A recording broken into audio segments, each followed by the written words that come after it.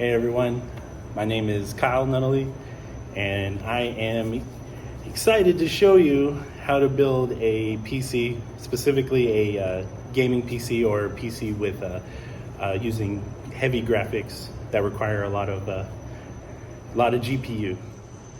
You will need a case. You will need a power supply. The wattage depends on what you need it for different things you're doing.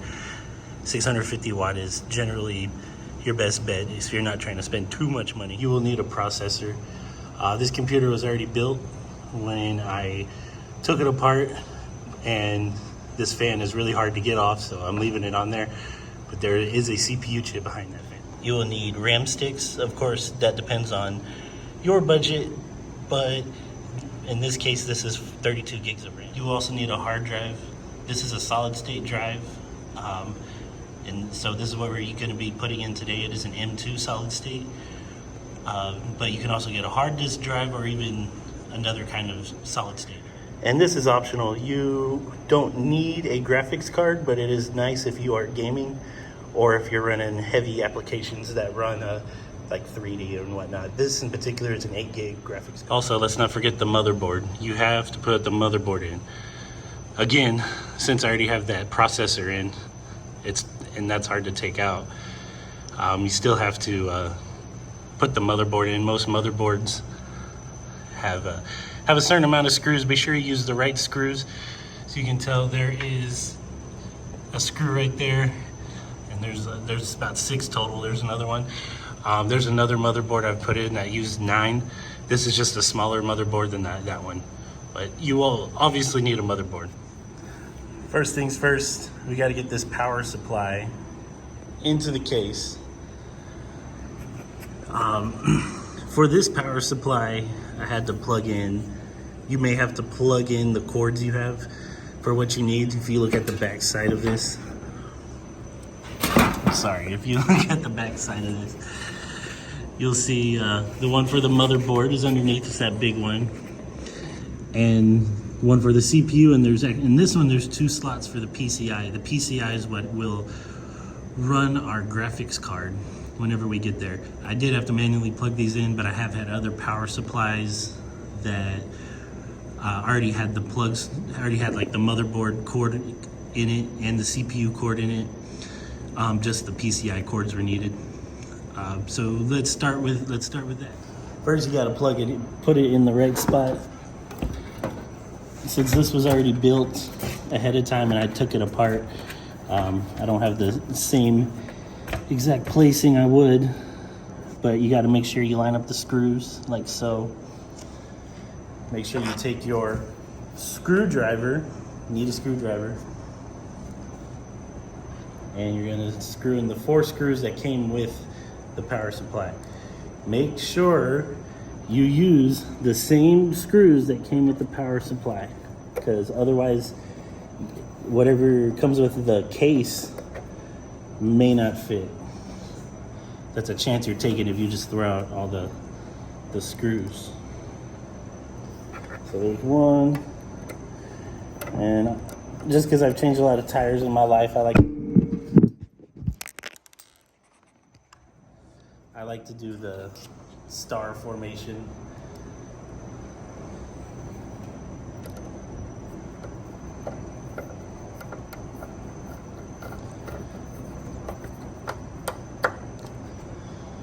So make sure you put all the screws in, otherwise you're just defeating the purpose of it.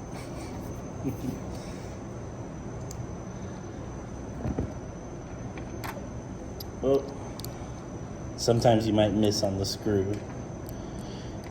And the screwdriver I have was a part of a kit. Whenever you're working with computers, you really want the ones that have a magnetic tip, because it'll hold your screw. And in tight places, you need to be able to face downward to put screws in. Just to show you an example, this bit is this bit is magnetic on there. So like I can face it downward. Now some force will make it go away, but this screw in particular is for that M2 hard drive. And in all honesty, the very first thing I would actually do is put the motherboard in, but because of this being a previously built computer, getting that fan out, like I've stated, is a pain, and I don't have that much time for it. But you got to make sure you line it up, and you got to make sure you line it up with the screws. And just like with the power supply, make sure you have the right screws for the motherboard. So in this case, there are 6 screws. This one was a little harder to get to. Let's see. Oh yeah. Okay, it's behind that. The CPU power cord. And we'll get to those cords in a moment. Now it may not matter, but for this one it does matter. Luckily for you, I've read the manual of this version, this model, this Asus Prime Z590V. I already have the pad sticking up because again, it's a previously built PC. Those 2 slots that are open are the first RAM ports you want to use, just because of the way this one is designed and to get full utilization of your of all the gigs you have. In this case, I only have 2 RAM sticks, so those are the 2 we're going to use. Now if I had 4, it really wouldn't matter, but I don't. I only have 2, so I want the most capability I can use for this. So you take your RAM stick, this one in particular, you line it up accordingly.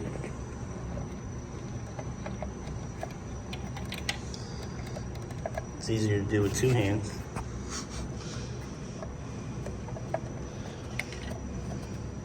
And in this case, you really just have to push it in. See how it's locked in? You want to make sure that's closed. And that should automatically close. If it doesn't, it means you probably didn't line it up correctly. So then we'll do it with the second one. Same thing. Push it in, make sure it latches. Now for the CPU or the processor chip, pretty much you just gotta open. There's a little swing door on it. You put it in, it should line right up. If it doesn't close, it means it's not. You don't have it in right. Then you got to put the fan on top, which is what keeps the CPU cool while it's running. And we want to lock, you see these arrows? You want to make sure these are locked. And locked. And locked. For the hard drive I showed you earlier, this is the M2 slot. This motherboard in particular only has 1 M2 slot, but there's others that have more. And you just got to pick and choose, especially with a graphics card. In my personal opinion, don't want the graphics card over the solid state that's in the M2 slot. So for example, that first PCI right here, I'm not going to use that for the graphics card, although I could technically do that. I just don't like them close together, so I'm going to put it in here. But we are not at that stage yet. Right now, we are focused on this solid state drive and making sure it's plugged in correctly. It still has to be screwed down, so let me get that set. This is the beauty of a magnet, like I was saying earlier, magnet tip. This has been on there since I told you about it. But for this solid state, you want to make sure it's down all the way. With one hand is going to be a little bit hard to do. Plus I got shaky hands. There we go. Just like that. Make sure it's screwed in. Now, there is a part right here under it that it screws into.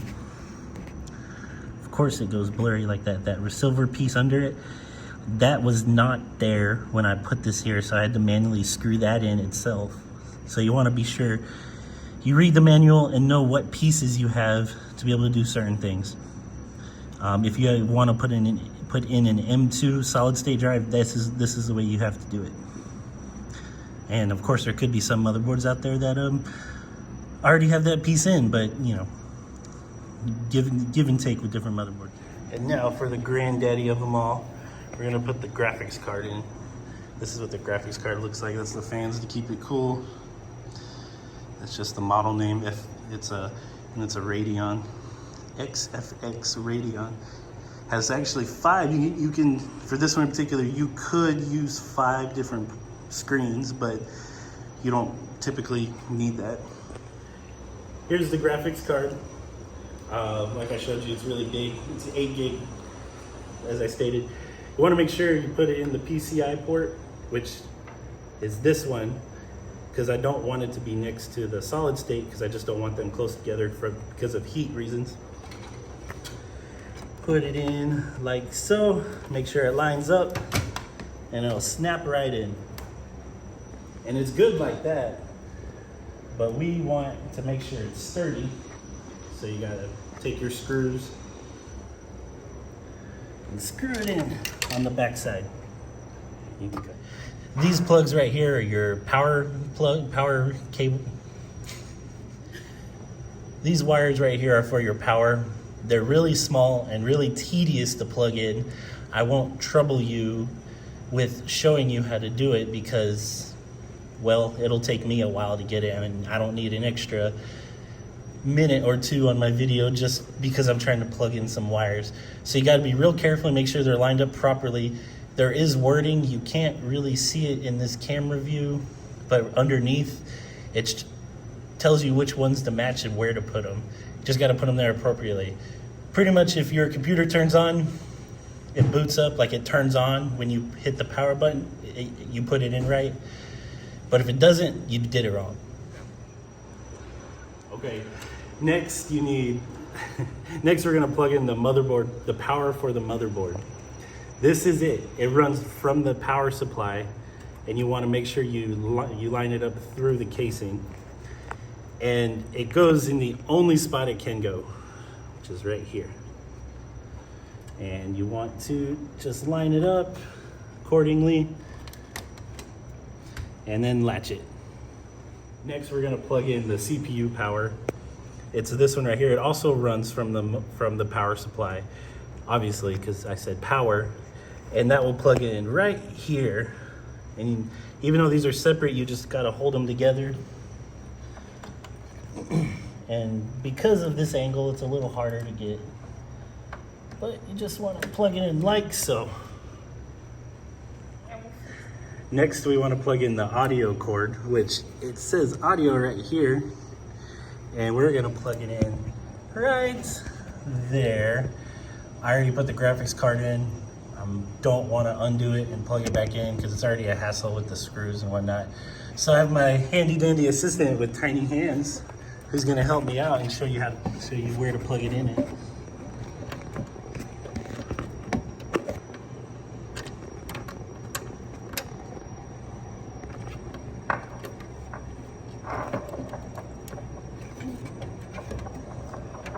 And voila. Next is this cable. I actually don't know the name of it, but it'll be the only place it can plug in at, which in this case is right here. It is right here.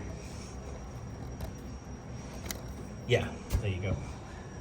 And might as well, this one came from the power supply and is gonna power the graphics card. So we're just gonna plug it in like so. You also wanna make sure it lines up and it snaps right in. Also, you wanna make sure your fan for your CPU is plugged in. There are multiple ports for fans, because matter of fact, over here it even says CPU fan, but I have 2 other fans I need to plug in. So I'm actually gonna plug it in over here, right next to the M2 solid state. Plug it in right there, that'll work. And like I said, I need to plug in these 2. So we will line those up, plug those in accordingly. And now all your fans are plugged in, and you can now, I think the next step, we might be able to turn on the computer and see if it boots up.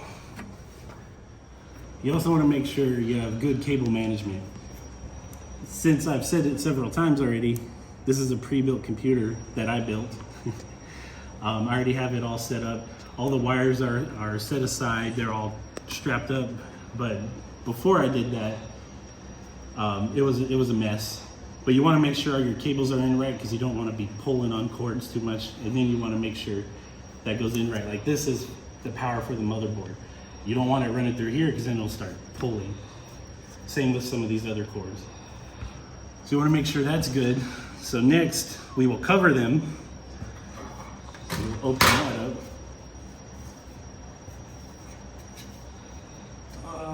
And of course, every case is different. This one is a Lian Lu. It's on the cheaper side, but it does the job. Some people hate it, some people love it. I don't have a preference because it works fine for me. And so we want to cover that. And this one is that CPU power cable. And we want to cover that. Make sure the slot's in the right place. And line it up.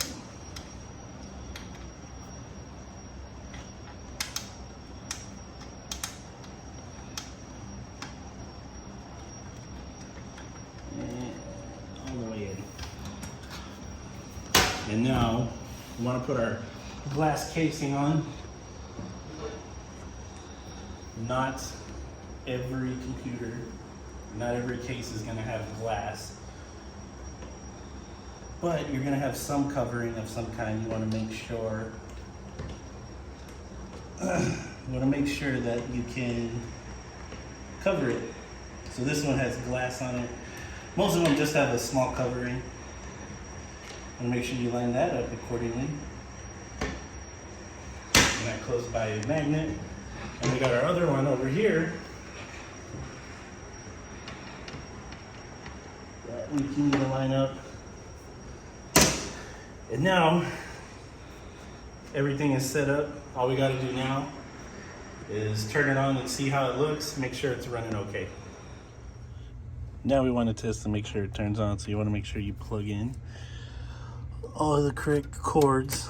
So that goes to the graphics card. You get it over here, and we will plug in the Ethernet cord because we need network, obviously. And I need a keyboard mouse. Give me just a second, I'll have that keyboard mouse.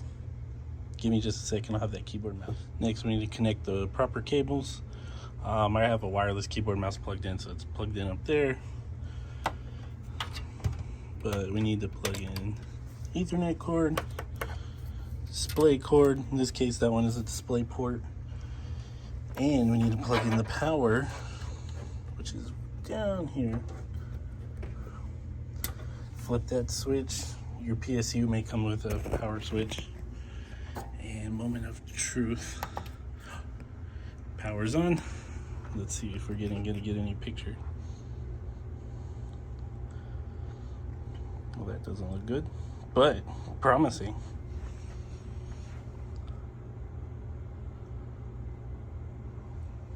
Yeah, booting up.